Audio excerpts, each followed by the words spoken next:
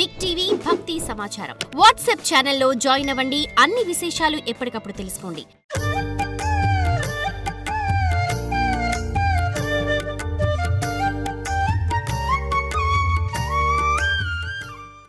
జయసి జయసి నిత్యం జనని వపుషి వచసి మనసి జయసి జయసి నిత్యం జనని వపుషి వచసి మనసి జయసి జయసి నిత్యం జనని వపుషి వచసి మనసి జయసి జయసి నిత్యం జనని వపుషి వచసి మనసి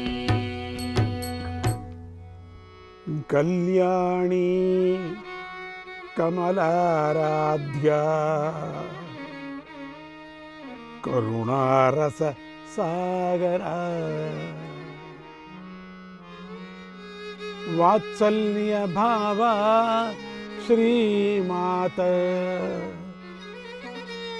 వరద పరిరక్షతు వరద పరిరక్షతు లంకా శాంకరి పాలయ మాం లాలిత కింకరి పాలయ మాం లంకా శాంకరి పాలయ మాం లాలిత కింకరి పాలయ మాం లంకా శాంకరి పాలయ మాం లాలిత కింకరి పాలయ మాం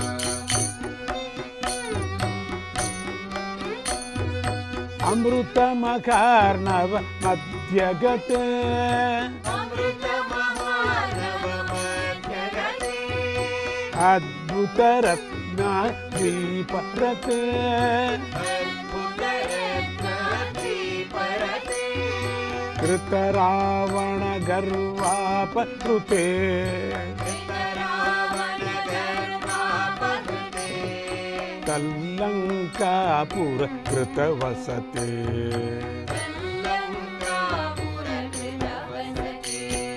లంకా శాంకరి పాలయ మాం లాలిత కింకరి పాలయ మాం లంకా శాంకరి పాలయ మాం లాలిత కింకరి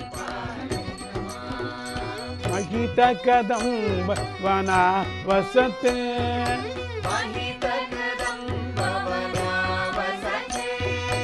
మానిత సీత మంజుకతే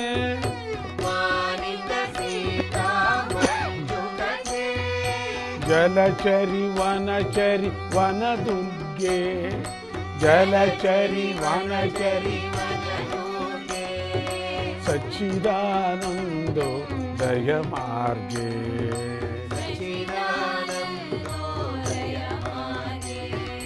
లంకా శాంకరి పాలయ మాం లాలిత కింకరి పాలయ మాం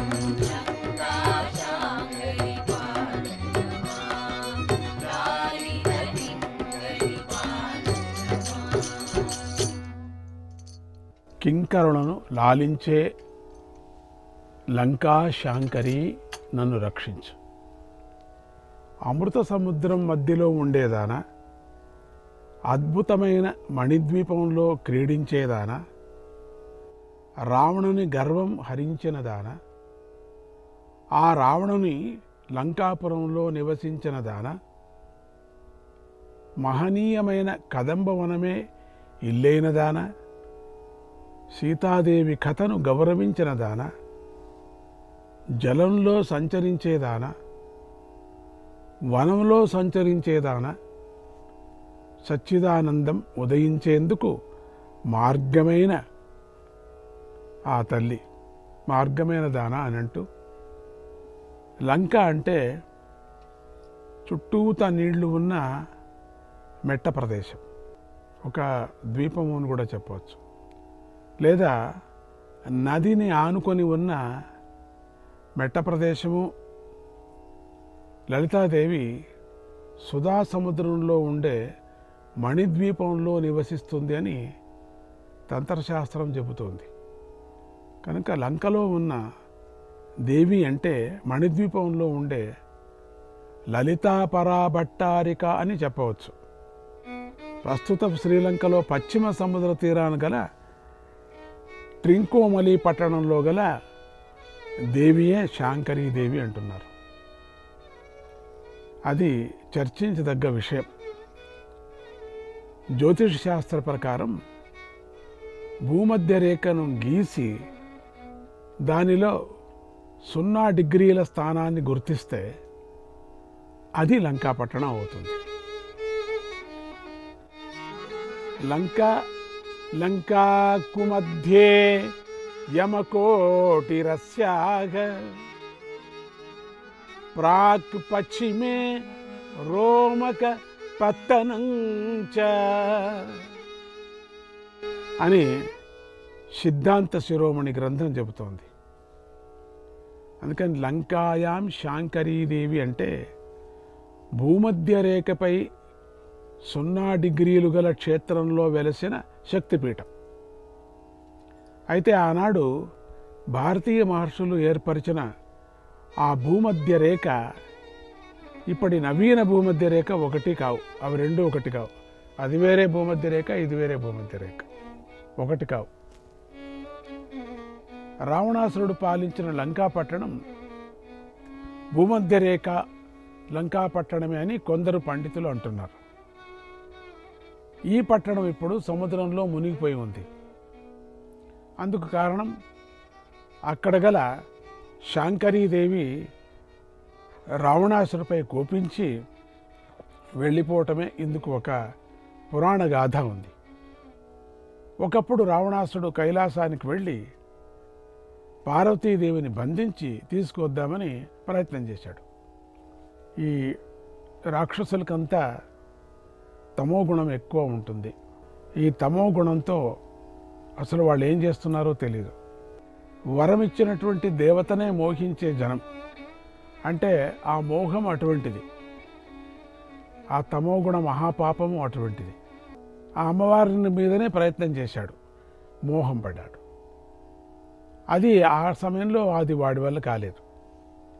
పైగా పరాశక్తి యొక్క అస్త్రబంధానికి కట్టుబడి గిలగలా కొట్టుకోసాగాడు. ఆవిడ్ని ఎవరినైనా ముట్టడానికి అవుతుందా? ఆవిడ్ని సాధారణ స్త్రీ అనుకోవటానికి సాధ్యమవుతుందా? ఇదే మన దగ్గర వచ్చినటువంటి మానవుల యొక్క తత్వము. విగ్రహాన్ని చూస్తూనే మానవ ఆకారానికి పోల్చుకొని భక్తిని కుంగించుకుంటారు. అంటే భక్తి లోపమవుతుంది. నేను కూడా ఇట్లనే ఉంటానులే అనే విధంగా నా శరీరం లాగే ఉంది కదా, శ్రీ శరీరం లాగా ఉంది కదా ఇది అని అమ్మవారు ఆ రూపంలో కనపడింది అంతే. అట్లా పరాశక్తి యొక్క అస్త్రబంధానికి ఆవిడ దగ్గర ఉండే అస్త్రాలు అపారమైంది. అసలు సృష్టినే ఆవిడ కదా, ఇక అస్త్రాలకి ఏముంది? కట్టుబడి వాడు గిలిగిలా కొట్టుకున్నాడు. నిజమే కదా, వాళ్ళంతా పిల్లలే కదా. న్యాయంగా పిల్లలు తల్లిని మోహించింది ఎట్లా అండి అవుతుంది? వాళ్ళు చావలసిందే కదా, వాళ్ళకు శిక్ష పడవలసిందే కదా. గిలగలా కొట్టుకోసాగాడు. ఆ తరుణంలో జ్ఞానోదయమై అమ్మవారిని పరిపరి విధాల ప్రార్థన చేశాడు. రావణాసుడు 2 పర్యాలైంది.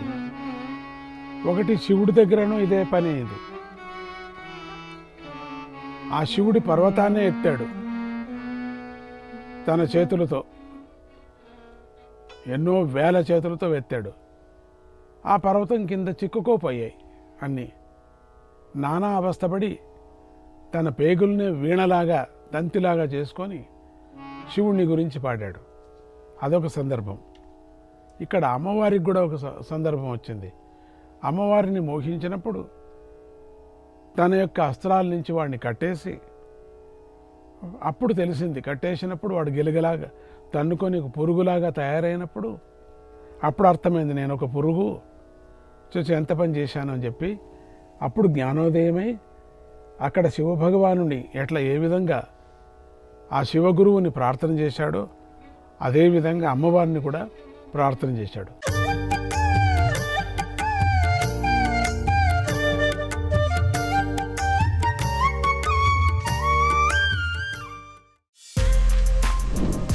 For more videos like this, subscribe Big TV channel.